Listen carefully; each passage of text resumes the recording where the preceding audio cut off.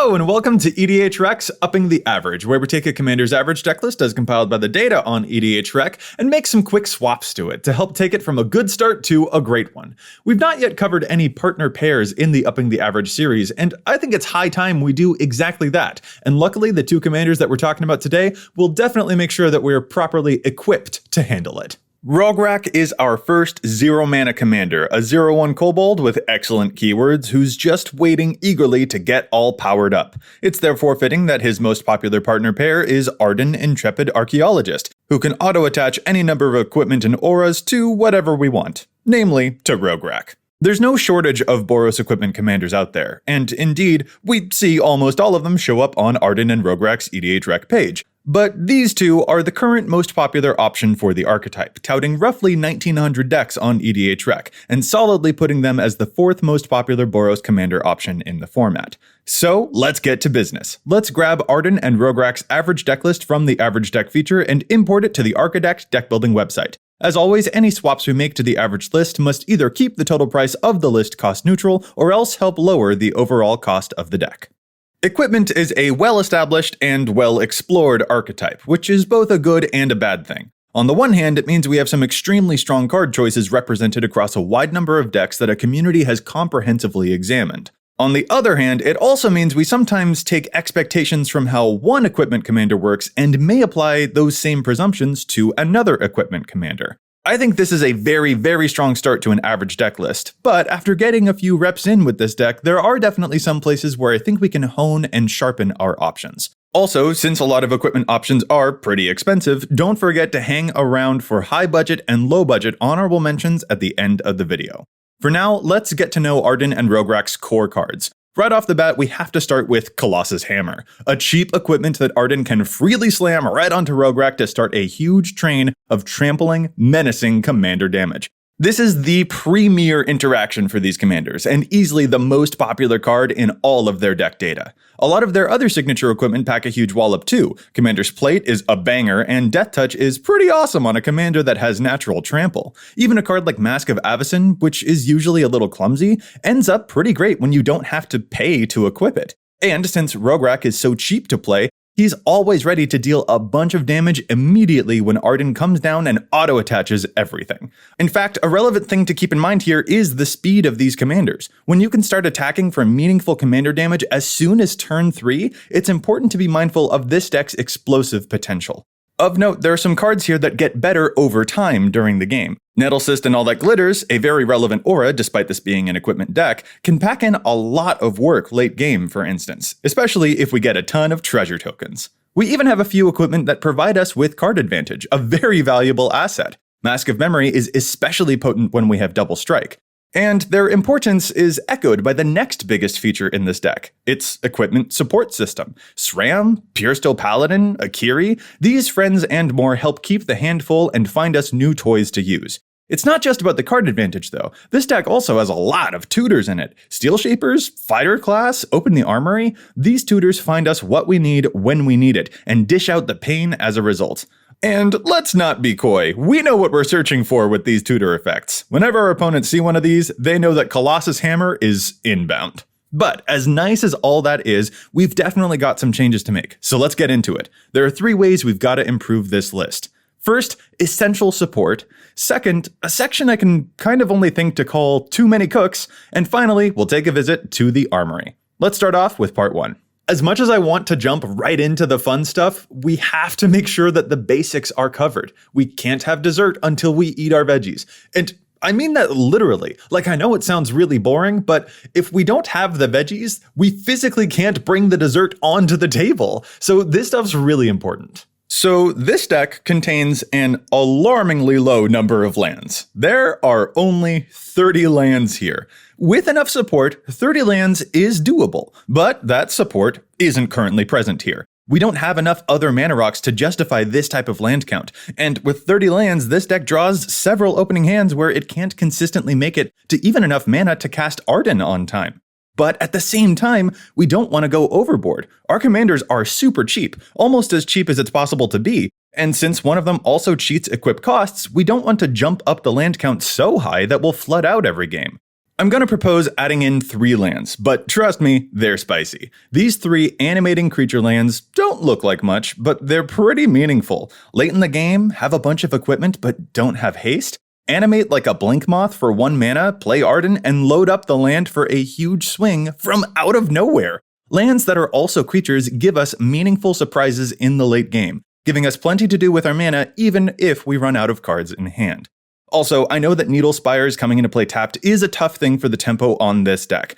I'm choosing it just because it's a meaningful budget option, but we will discuss other higher budget creature land options later on. Regardless, with 3 more lands we'll be able to have more consistent opening hands that allow us to get enough lands to play the cards we need to play. It's not just about lands, though. We also could use more accelerants. There aren't a lot here, and while we don't need to be brimming with mana, we do want the ability to speed up pretty consistently. I've got 2 to add. First, Mindstone is a solid 2-mana rock that we can cash in later on. That tackles 2 different things that this deck needs more of. I'm super into it. And second, Inspiring Statuary is a really cool piece of work in equipment decks. Improvise lets us tap our artifacts to pay for our non-artifacts. And equipment don't care if they're tapped. Tap 2 knives and a pair of shoes for mana to help cast like a removal spell or a Sky Hunter? Yeah, that's really cool. Ardenn's mana cost specifically can get up there if he gets removed too many times, but Statuary almost single-handedly guarantees that we'll be able to cast Ardenn whenever we need him. The next thing to tackle is the issue of card advantage. We have some very helpful card draw effects dotted around the place, but it's still a thing we need more of, in case we run out of gas and need just a little more oomph to take down our final enemy. Top decking will just scupper us so bad for this deck. So I first propose 2 pieces of Impulse Draw. Showdown and Reckless Impulse are just dang good. They're often called 4-mana draw 4 and a 2-mana draw 2. These are great bursts of card advantage, which is fitting for such a bursty deck. The next one's a little more off the wall, but I like it for partner decks especially. Tome of Legends collects counters whenever we play or attack with our commanders. With 2 cheap aggro commanders, that stacks up fast, which sets us up to draw 1 extra card a turn for a solid amount of time. This may depend upon your personal tastes, but I really like it. Alright, we've covered some mana woes and card draw consistencies, and I feel a lot better about this deck being able to get its game plan online. But those were just the adds. Now we're going to talk about cuts in section 2. You know how when you're building an artifact deck, there are all of those enchantments you could play that help out artifacts, but which are not themselves artifacts? So even though they look really awesome, it turns out if you play too many of them, you dilute the artifact deck's actual strategy? Yeah, a similar thing is happening here. To be blunt, there are too many dang creatures here. This is where it's important to appreciate the differences between this Boros equipment deck and other Boros equipment decks. For example, a commander like Akiri wants to suit up several creatures to help her draw more cards more often. Wylith, or even SRAM, plays an emphasis on gathering as many tiny attachments as possible so that they can draw bazillions of cards.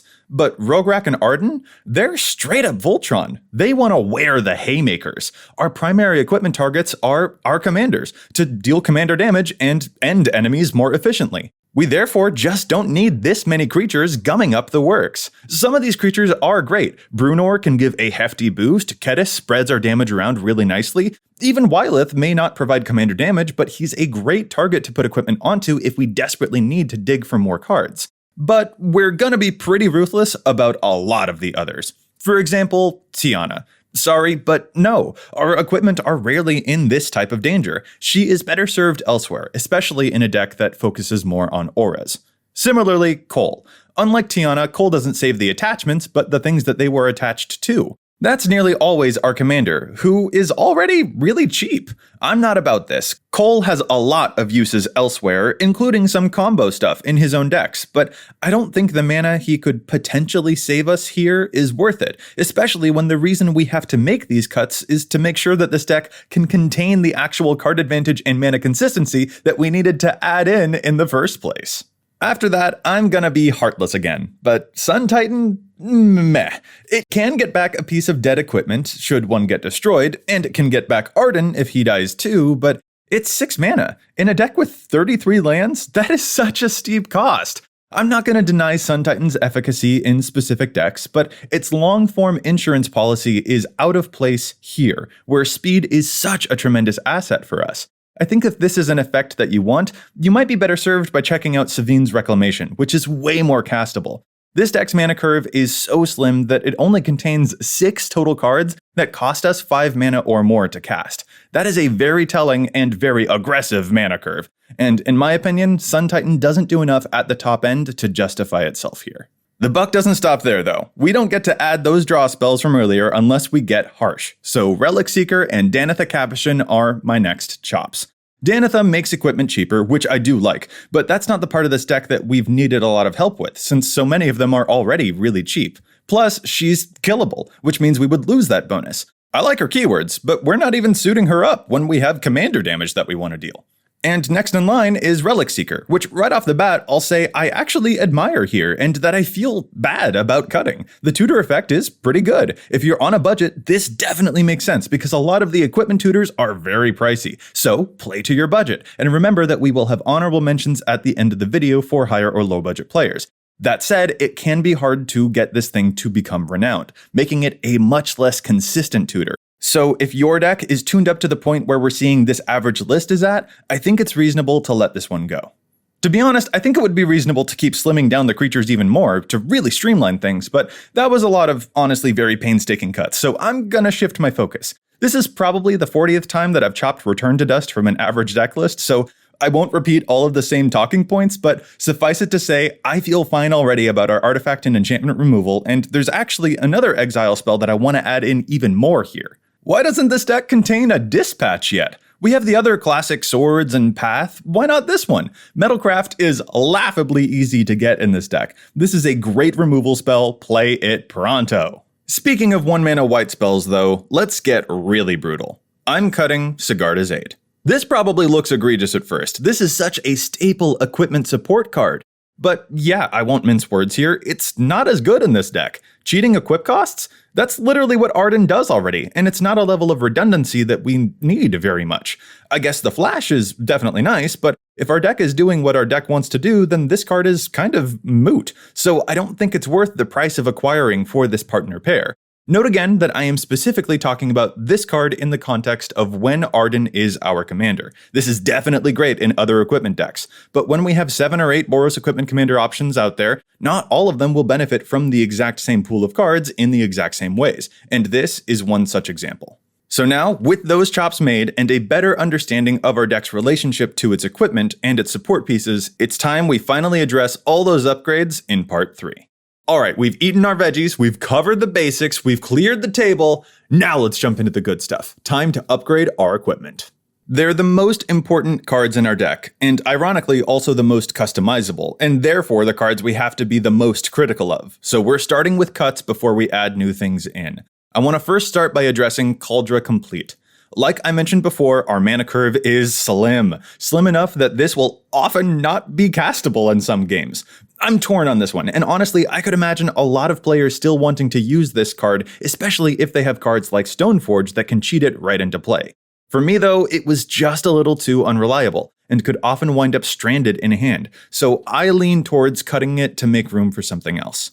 After that, Hero's Blade, yo, we gotta talk. What are you doing in here? Auto-attaching? Our commander already does that. We can find bigger buffs for this mana cost, and Ardenn will auto-attach those for us too. We don't need 2 mana for a +3. Maul of the Skyclaves, you're next. The flying buff is nice, but 3 mana for this? You auto-attach, but once again, that's not a thing that this commander is worried about. And the evasion, well, it turns out the rest of the deck is already kinda pretty good on that front. In this deck, Maul of the Skyclaves kind of functions like an angelic armaments if we're being honest, and that's not a super thrilling addition.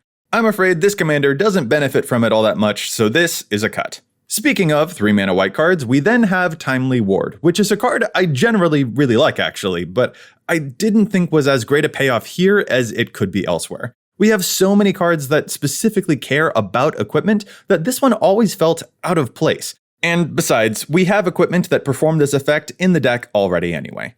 However, I will note that there's an aura here that I don't want to cut, and that's All That Glitters. This buff gets really potent for just 2 mana, and generally any time I saw it, I really liked it. However, this aura does warrant pretty significant discussion because of 2 other cards in this deck, Sword of Hearth and Home and Akroma's Will. So this is where things get complicated. Both of those cards can give protection from white. Protection means a creature can't be targeted, blocked, damaged, equipped, or enchanted by things of that color. This is awkward with a card like All That Glitters, which is a white aura, which protection would then make fall off. Not only that, but in the case of the sword specifically, protection from white prevents Ardenn himself from targeting the equipped creature. If we have a creature that's already wearing the sword, then when we play another few fun equipment and move to combat, Ardenn can't attach those new equipment to the creature with protection from white because he can't target it. Personally, that non-bow is enough for me to avoid swords generally that give protection from white, and that's the reason I personally would cut the Sword of Hearth and Home from this deck. Protection from white has a non-bow with the commander, and this is a thing that equipment decks have always had to contend with a lot over time, when stuff like Shroud or Protection actually end up getting in our way. As a quick side note, this is also where a card like Lightning Greaves would enter the conversation too, which famously, with Shroud, prevents us from attaching further equipment onto our Voltron. But again, in this specific deck, I will actually note that I don't find the Lightning Greaves to be too big an issue. The Greaves are good for protecting Ardenn specifically, and they don't need to be the ones that suit onto the Voltron target itself. However, all of this discussion about Shroud and Protection means that we have to circle back to All That Glitters and the Akroma's Will situation. I feel confident about the ways that a Sword of Protection from white will get in Ardenn's way, and I feel confident in my justification for avoiding those swords. But Akroma's Will is a lot more nuanced, and I'm gonna clarify right off the bat that you and I may come to different conclusions here, and that is perfectly sensical, and it may just be a matter of personal taste, because there's no objectively correct path here. Akroma's Will is a dang good card. It's protection, it often makes an army lethal, and it produces huge life total swings. And it's pretty easy to get both of those modes when you have two commanders. There's a lot to like about it here. And bonus, the protection clause is optional. So if you have a creature that is wearing something like a white aura, then you don't have to choose the protection mode that would make the aura fall off. Plus, we just cut two white equipments and auras from this deck, so we could just cut that last one and never really have to worry about the protection thing getting in our way, right? However, I personally think that there are still enough opportunities for anti-synergies to occur with Akroma's Will in this deck. I've personally witnessed an Akroma's Will save Voltron commanders, but knock off their buff, preventing them from being lethal next turn. Or here's a very tricky one, Ardenn moves to combat, but an opponent points removal at him. To save him, Akroma's Will is cast, granting the board protection. But then, in combat, since everything has pro-white, Ardenn can't attach anything to his creatures at all. In truth, the deciding factor for me wasn't even that I love All That Glitters a whole lot. I mean, I like it, but if two cards are competing, it's not the hardest thing in the world to cut to make the competition go away. But for me, the reason I ultimately decided to try the deck without the Akroma's Will is because of the future opportunity cost. All That Glitters might not be the only power-up aura that this deck wants to play in the future. Wizards of the Coast might print more like it that are worth playing in this deck. We've even seen them explore more and more colorful equipment too, and one of those might come out in the future that we also want to play here. So for me, Akroma's Will is a really interesting card that could have anti-synergy with potential future upgrades that this deck may receive in upcoming sets. Again, if you came to a different conclusion here and would make a different choice, I totally think that's fair. I just want to insert into the conversation here that protection in general is a huge thing to think about when it comes to your power-ups. So, woof. I hope you're not sick of me yet, because now we gotta move on. Now it's time to add. We cut a 2-mana blade earlier, and I'm replacing it with an Ogre's Cleaver. Why have 2 mana plus 3 when we could get a 2 mana plus 5 that Ardenn will attach right away anyway? Rograkh is so excited to wield this thing. After that, I'm also going to add in an equipment that I've been seeing more and more lately. Inquisitor's Flail. Well, I say I've been seeing it more and more, but in truth, I've been getting demolished by it more and more. It's a damage doubler both ways, but like, our primary target has Menace and First Strike. How often are people going to be able to block him in a way that makes the damage meaningful? Almost never. Plus, if we give him double strike, then this effectively turns him into a quadruple striker. Flail indeed makes our opponents flail around just trying to find an answer before Rograkh pummels their life totals. And lastly, I have 2 final cards to add, but they're not equipment. They're enchantments that create equipment. Bludgeon Brawl turns all our artifacts into equipment, which gives a buff equal to their mana value. They cost a lot to equip, except, oh yeah, Ardenn doesn't care about that. Free equips all around. And Arterial Alchemy, that straight up makes a total of 3 equipment that Ardenn will use to give an automatic +6. That is a bunch of power, and they can even be cashed in later if we need it. I especially love how these amplify cards like the Golem Skin Gauntlets in the deck. Heck, Bludgeon Brawl even makes treasure tokens into equipment, and while their mana value is 0 and therefore they would give no specific buff, Golem Skin Gauntlets doesn't care about that, and would be very happy to reward you for bedazzling the glove with tons of treasure. Heck, you can even go all Thanos and attach a Mind Stone to power up the gauntlet. This is too good to pass up, y'all. Alright, those are the official swaps, but now it's time for honorable mentions, starting with budget options. A lot of the equipment can be very, very spendy, especially the swords. And let's be real, Smothering Tithe is a beast these days too. Overall, the cuts I'm about to propose would cut the price of this deck by over $250. For the Tithe specifically, I know I never shut up about Liquid Metal Torque, but I promise it's great! Turn something into an artifact to make it easier to destroy? Awesome. Power up your Nettle Cyst by ticking up your artifact count? Epic. Heck, it can even give you an extra thing to use with Bludgeon Brawl. Cards, amazing.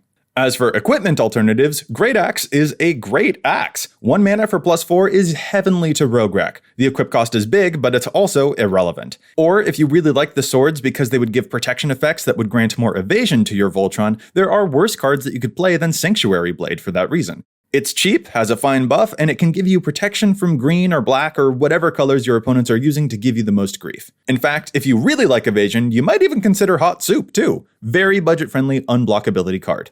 And I also happen to be fond of Sculpting Steel for equipment decks too, cause you know what sounds better than 1 Colossal Hammer? 2 of them. Of course, this deck also has a lot of pricey tutors too, and right off the bat, I don't think they're the most urgent thing to replace, because this deck contains some budget tutors already. In fact, like I said earlier, Relic Seeker is a perfectly fine budget tutor if you don't want to drop $40 on a Stoneforge or what have you. Perfectly reasonable. In lieu of tutors, I think it makes a lot of sense to look for other sources of impulse draw, but I also want to call out these two fellas here.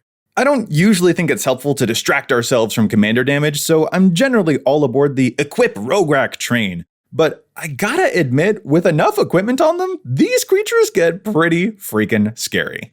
Alright, now to the inverse. High budget decks have a lot of other improvements they could seek out too. First and foremost are the cheap mana rocks that complement a 0 mana commander very, very efficiently. That's not the only mana upgrade to look for though. I mentioned other creature lands earlier, and these ones here are very expensive, but could come in really handy in the right situations. If Ardenn needs a quick and easy target to suit up, Flying Infect is particularly devastating. Other non-basics could be useful too to help out with things like card draw. Bonder's Enclave will often see a big enough creature on our side of the field, and War Room is very efficient for this purpose as well. As a quick bit of personal flair, I also have to shout out Fury Storm for partner decks. The partners themselves are so easy to cast that Fury Storm will easily tick up to a whole bunch of extra copies, and this is even fetchable with Sunforger, so this is again probably a personal taste, but I've really got to recommend checking this one out when you are playing a red-inclusive partner deck. Also, since this deck contains a Godo, I think it's reasonable to assume that some players may find themselves wanting to combo him up with a Helm of the Host. Though note that Ardenn's specific trigger timing won't be 100% helpful in suiting it up automatically, but it's a combo for equipment decks that a lot of players still definitely really like. And then, of course, there are the equipment upgrades themselves. Some of the expensive or clunkier cards may fall away to make room for Jites, Conqueror's Flails, and other swords, although again, I advise against seeking out swords that grant protection from white. Easily my favorite expensive equipment upgrade though is Bloodforged Battle Axe, which multiplies itself over and over and which Ardenn will auto-attach for free every time, producing a sheer mountain of power. Woof, we gotta call it there. We are done. We are done. You can find the link to this list in the description below with the cuts in the maybe board. I hope this video has helped you gear up to play Ardenn and Rograkh, and if you have any other recommendations you'd like to make for your fellow equipment players, make sure you leave them down in the comments below. Thanks so much for watching.